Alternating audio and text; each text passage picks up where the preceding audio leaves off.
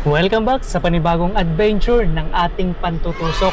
Ito na rin ang magiging huling dalawang dive natin ngayong buwang ito dito sa lalawigan ng Marinduque. At sila nga pala yung mga kasama natin. Shoutout po sa inyong lahat. At pagkatapos naming magpa-picture na hindi nila alam na naka-video, nagsimula na kaming maglakad. Dahil malayo-layo pa raw ang aming pupuntahan. Ang tindi ng mga kasama natin, oh. Mga bigatin yan.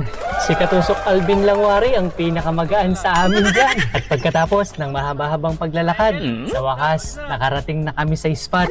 Medyo malabo ang tubig ngayon mga katusok dahil merong alon. At habang hinihintay namin ang pagkagat ng dilim, ay nagpahinga muna kami ng may ilang sandali. At nang nagsisimula na dumilim, nagsimula na ring magayak ang ating mga kasama para sumabak sa panibagong adventure na malilibang ka na, kikita ka na, magkakaulam ka pa ng libre. Pero laging tandaan, unahin ang ating kaligtasan dahil itong pinakamahalaga kaysa sa isda na ating makukuha. Let's go, dive safe.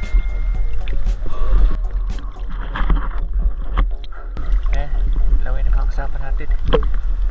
Ayan, welcome back sa ilalim ng dagat mga katusok. Gamit natin 50 cm gawa ni Aklanon at ang ating buena mano. Isang malapad at paboritong tusok ang hinog ka. Ayan, kapag malapad talaga, madaling tusukin. Katulad nito, ang lapad oh. Limang magkakasama sana yun mga katusok. Ayun yung isang mas malapad din. Kaya lang, nung tamaan ng liwanag, naghiwa-hiwalay sila. Oh no! Isa yung nadali natin.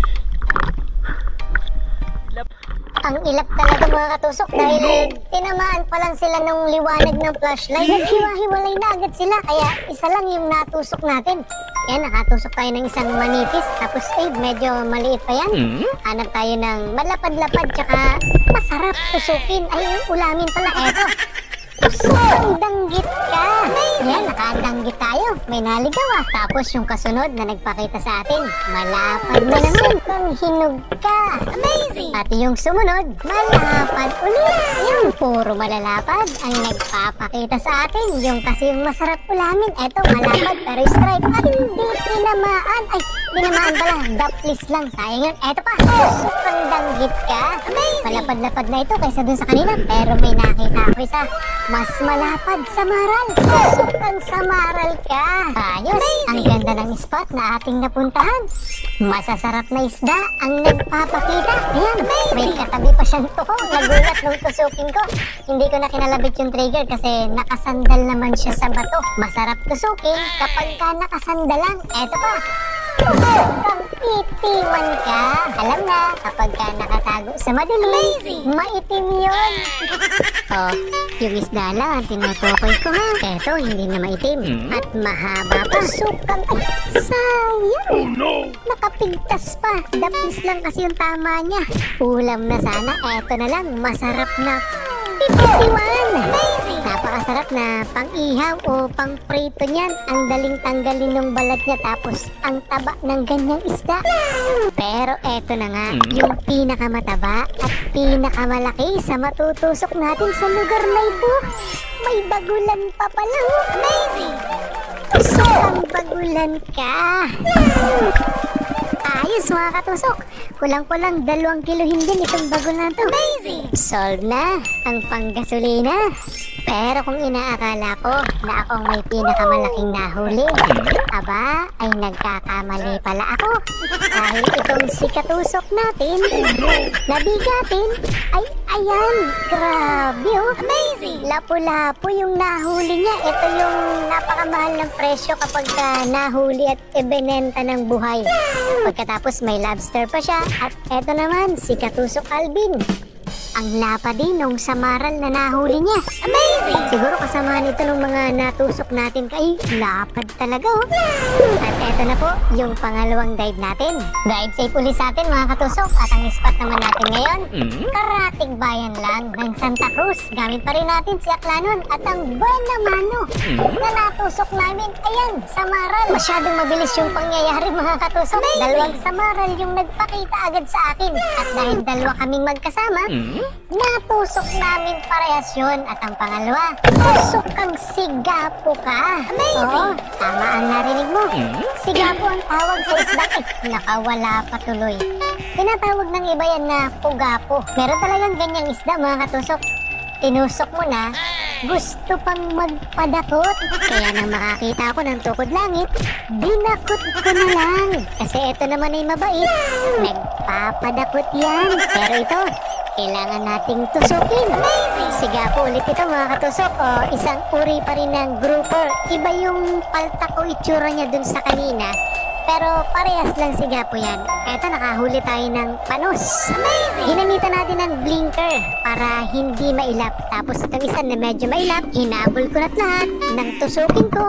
Hindi pa rin tinamaan. Sayang naman, hindi kasi maganda yung pwesto niya. Pero ito, may kapalit na tusok ang panos ka. Ayos, mas malaki ito dun sa unang natusok natin. Pero mas malaki itong natusok ni Katusok Prince.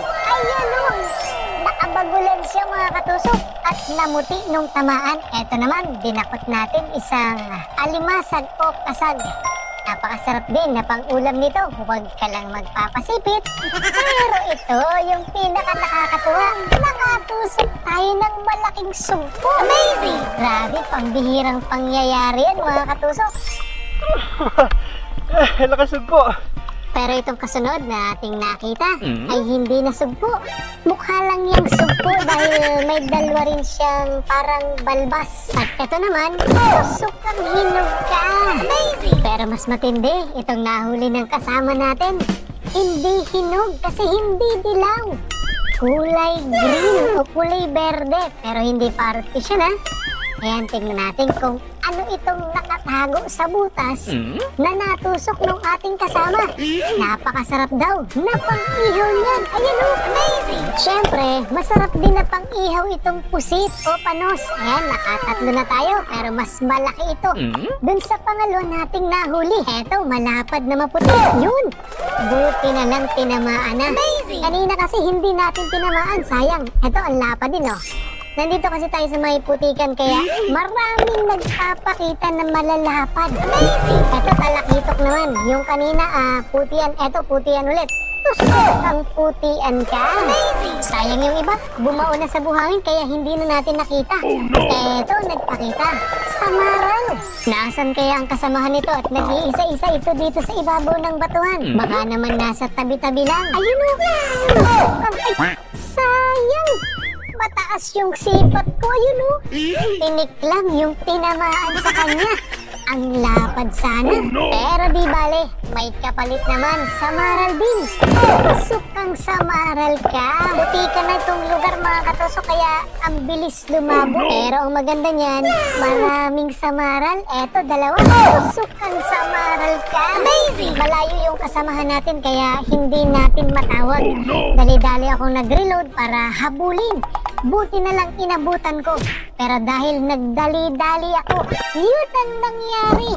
Sumabit yung Dainima sa kamay ko. Hindi tumakbo ng maganda yung tunod.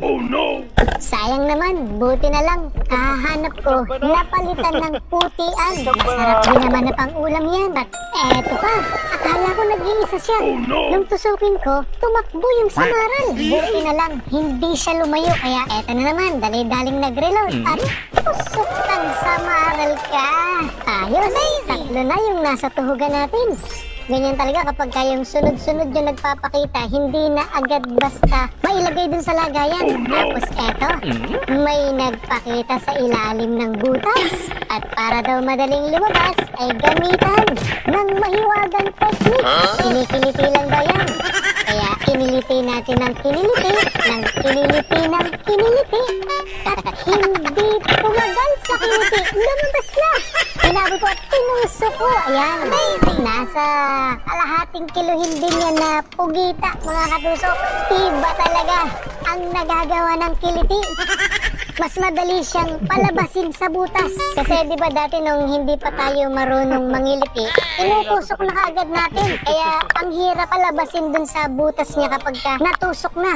Pero yung mga ganito nakalabas na, tinutusok na lang yan. Kahit pa naglalango yan, isang manitis ulit ito mga katusok. At eto, ang laki nung natusok ni Katusok Prince.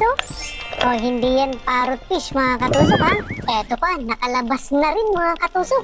Tumataib na kasi kaya yung mga isda kapag tumataib o nag-high tide na.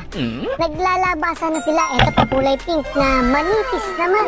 At dito naman sa una-unahan ay nakakita si Katusok Prince ng dalawang hinog. Natusok niya yung isa, pagkatapos yung isa hindi umalis. Aalis sana pero natusok na rin natin.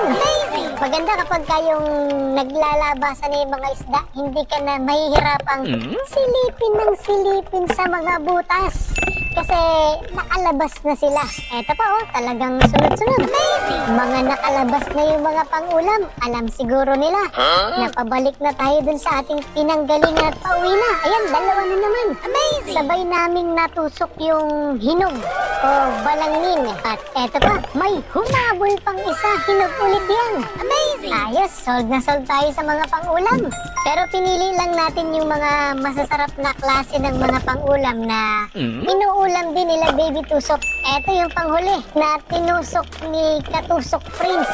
Mahaba ito mga katusok. Ayan oh, amazing! Nasa 1 kiluhin na ubod. Grabe, ang sarap sa ginataan yan. At pagkatapos niyang panghuli sa tinusok ni Katusok Prince ay umahon na kami. At dito nagtatapos ang ating adventure sa pangalawang dive natin dito sa Marinduque. Yan yung huli natin sa unang dive sa Santa Cruz na may nahuli tayong malaking bagulan tsaka malalapad na pang-ulam. Amazing! Yan no, pero mas masarap yung nahuli ni Katusok Edwin. Ang laki pa. Ayun no. Kung hindi ako nagkakamali ay banahan ang tawag nila dyan. Sa Quezon naman, doon sa amin, ay sibungin ang tawag dyan. Mamahalin yan mga katusok kapag kayong buhay na nahuli. Amazing! Libo yung benta niyan. At eto pa yung may malaking nahuli, mas malaki dun sa bagulan na nahuli natin. Pero bukod dyan sa bagulan, yun! Amazing! Grabe! Ang swerte nila oh. Ang laki nitong nahuling sigapo rin. Ang tawag namin dyan sa Quezon ay buwanghang. Pero parang ang tawag nung iba ay luba. January yung tinatawag na marble grouper. Tapos eto yung mga huli natin. Yan. Ayos. Lahat naman kami ay nabiyayaan ng pang-ulam. May pangbenta pa yung iba. Pinakamahalaga, nakadive kami ng ligtas. At dito nga ay nagsimula na kaming magkanya-kanya ng aming mga landas. Maraming salamat sa ating mga naging kabady sa dive natin sa gabing ito. Ayan, ito pa yung huli natin kagabi oh. Yung malalaking samaral. Wala na, hindi natin nabutan. Naluto na.